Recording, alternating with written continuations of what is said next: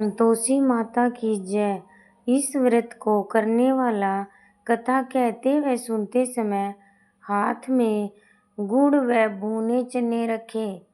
सुनने वाला संतोषी माता की जय, संतोषी माता की जय मुख से बोलता जाए। कथा समाप्त होने पर हाथ का गुड़ चना गौ माता को खिलावे।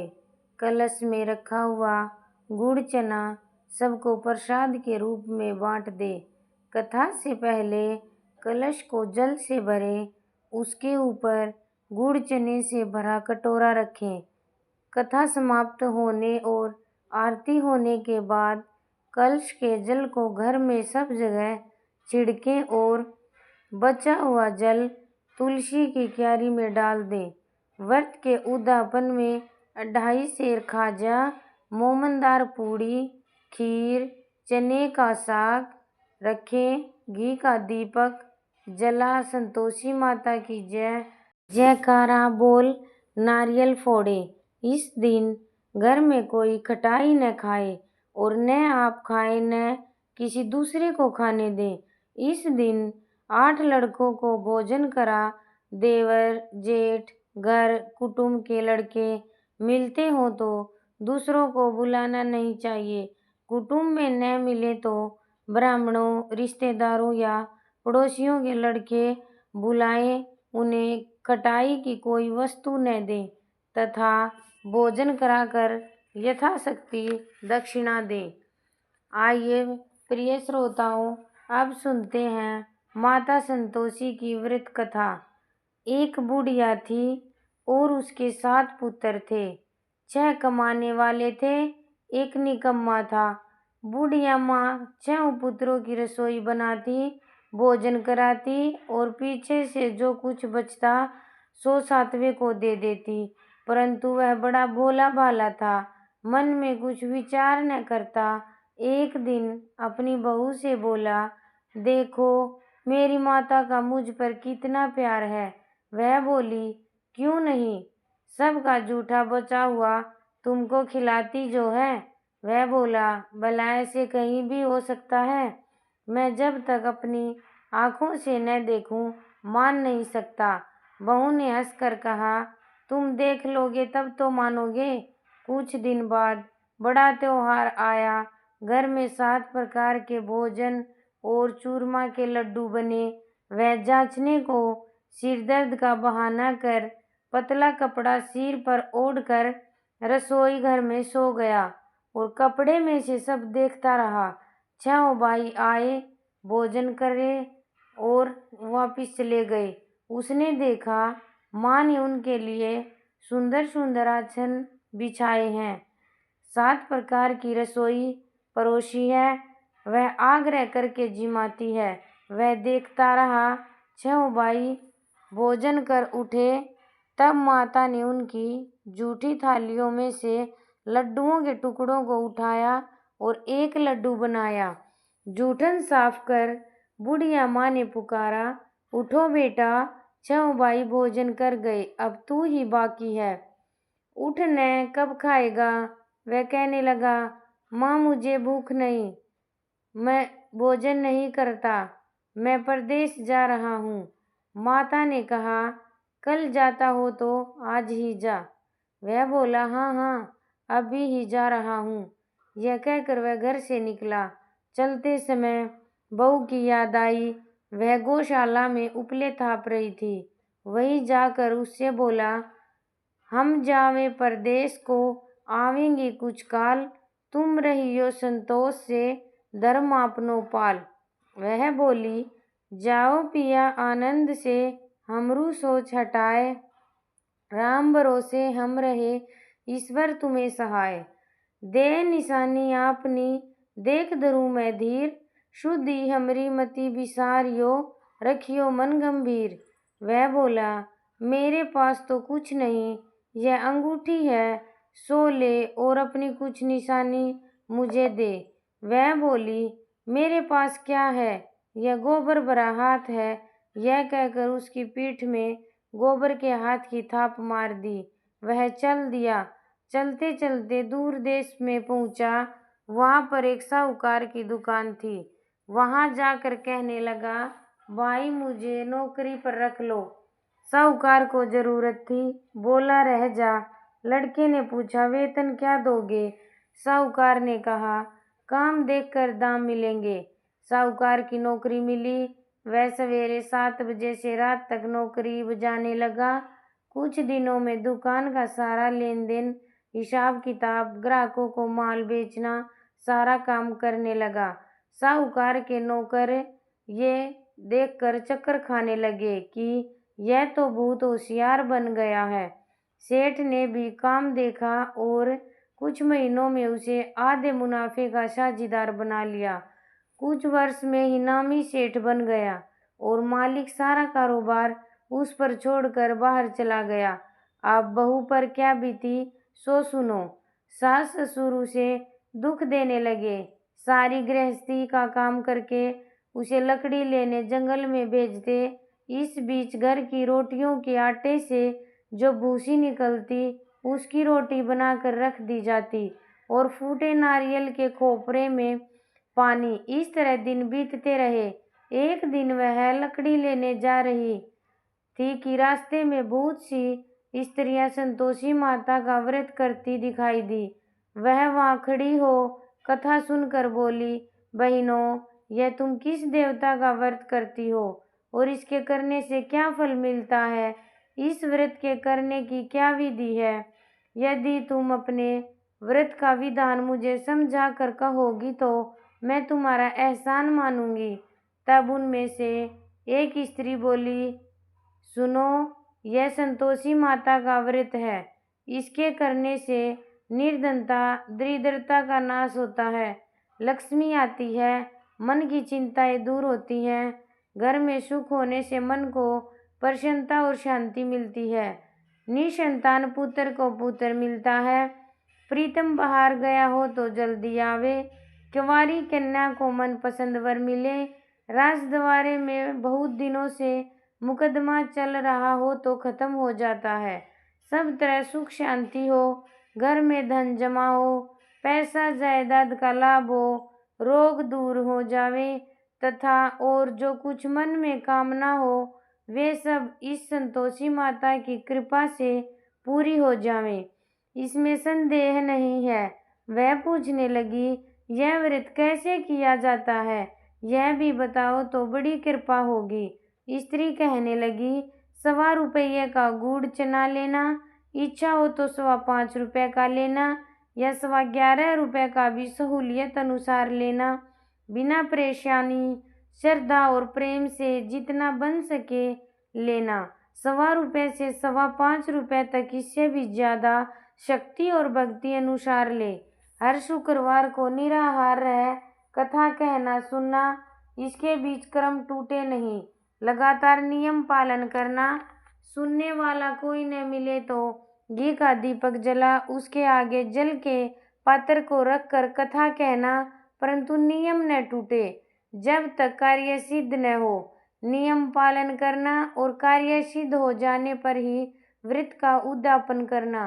3 मास में माता फल पूरा करती है। यदि किसी के खोटे ग्रह हो तो भी माता 1 वर्ष में अवश्य कार्य को सिद्ध करती है। कार्य सिद्ध होने पर ही उद्यापन करना चाहिए, बीच में नहीं। उद्यापन में 2.5 सेर आटे का खाजा तथा इसी परिणाम से खीर तथा चने का साग करना, 8 लड़कों को भोजन कराना, जहाँ तक मिले देवर जेठ भाई बंधु कुटुंब के लड़के लेना, न मिले तो रिश्तेदारों और पड़ोसियों के लड़के बुलाना, उन्हें भोजन कराना, यथाशक्ति दक्षिणा दे माता का नियम पूरा करना। उस दिन घर में कोई खटाई न खाए।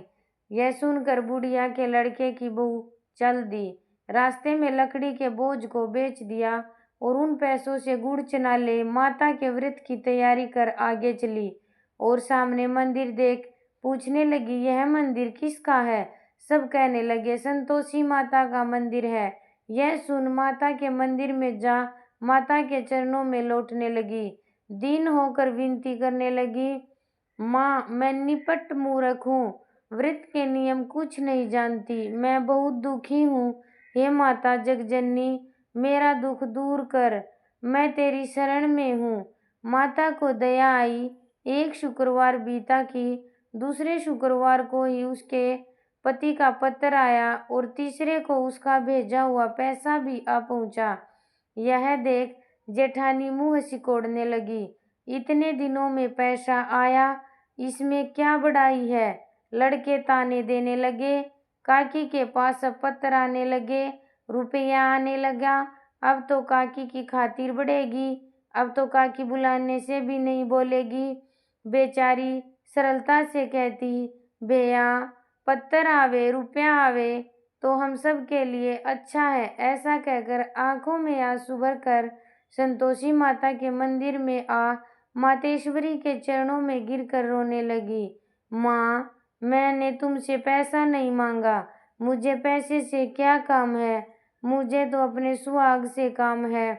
मैं तो अपने स्वामी के दर्शन और सेवा मांगती हूँ। तब माता ने प्रसन्न होकर कहा, जा बेटी, तेरा स्वामी आएगा। यह सुन वह खुशी से बावली हो घर में जा काम करने लगी। अब संतोषी माँ विचार करने लगी, इस भोली पुत्री से मैंने कह तो दिया तेरा पति आएगा, पर आवेगा कहाँ से। वह तो सौपन में भी से याद नहीं करता, उसे याद दिलाने मुझे जाना पड़ेगा। इस तरह माता बुढ़िया के बेटे के पास जा सौपन में प्रकट होकर कहने लगी, साहूकार के बेटे, सोता है या जागता है। वह बोला, माता सोता भी नहीं हूँ, जागता भी नहीं हूँ, बीच में ही हूँ, कहो क्या आज्ञा है। माँ कहने लगी, तेरा घर बार कुछ है या नहीं। वह बोला, मेरा सब कुछ है माता, माँ बाप भाई बहन बहू, क्या कमी है। माँ बोली, बोले पुत्र, तेरी स्त्री घोर कष्ट उठा रही है, माँ बाप उसे दुख दे रहे हैं, वह तेरे लिए तरस रही है, तू उसकी शुद्धि ले। वह बोला, हाँ माता, यह तो मुझे मालूम है, परंतु मैं जाऊं तो जाऊं कैसे। परदेश की बात है, लेन देन का कोई हिसाब नहीं, कोई जाने का रास्ता नजर नहीं आता, कैसे चला जाऊं। माँ कहने लगी, मेरी बात मान, सवेरे नहा धोकर संतोषी माता का नाम ले, घी का दीपक जला, दंडवत कर दुकान पर जा बैठना। देखते देखते तेरा लेन देन सब चूक जाएगा, जमा माल बिक जाएगा, सांझ होते होते धन का ढेर लग जाएगा।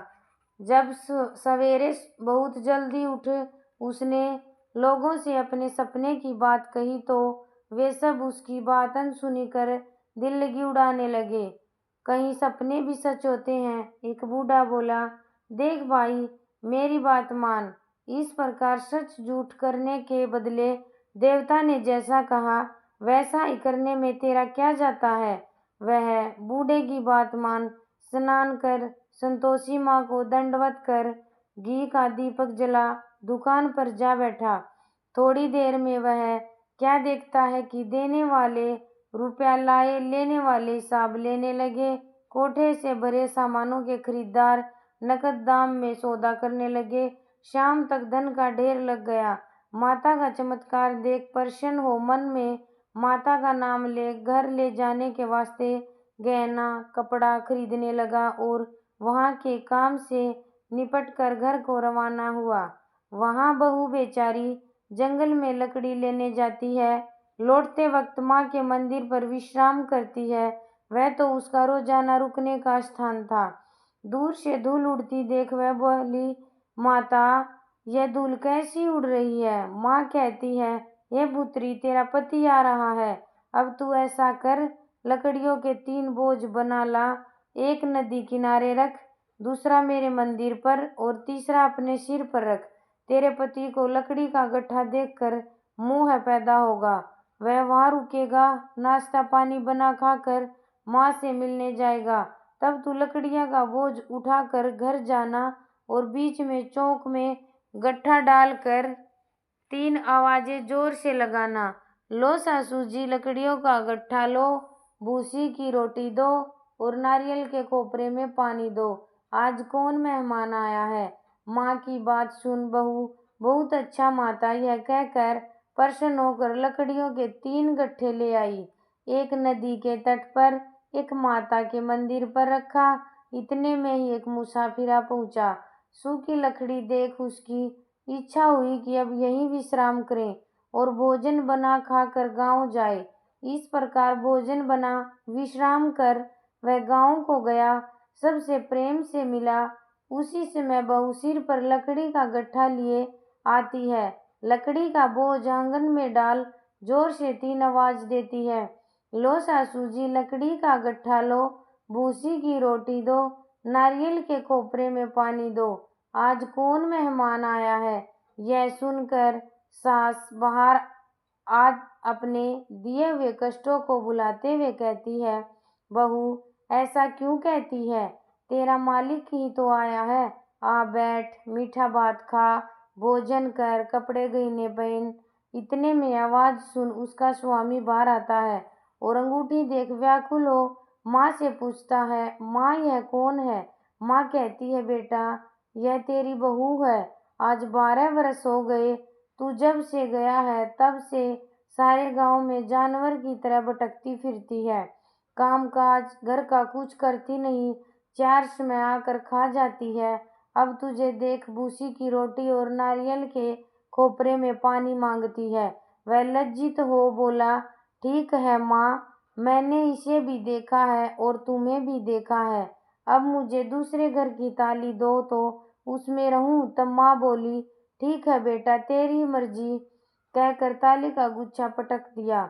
उसने ताली ले दूसरे कमरे में जो तीसरी मंजिल के ऊपर था खोलकर सारा सामान रखा।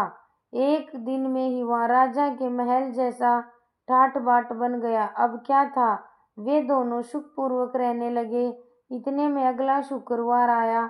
बहू ने अपने पति से कहा कि मुझे माता का उद्यापन करना है। पति बोला, बहुत अच्छा, खुशी से करो। वह तुम ही उद्यापन की तैयारी करने लगी। जेठ के लड़कों को भोजन के लिए कहने गई। उसने मंजूर किया, परंतु पीछे जेठानी अपने बच्चों को सिखलाती है, देखो रे, भोजन समय पर लोग खटाई मांगना, जिससे उसका उद्यापन पूरा न हो।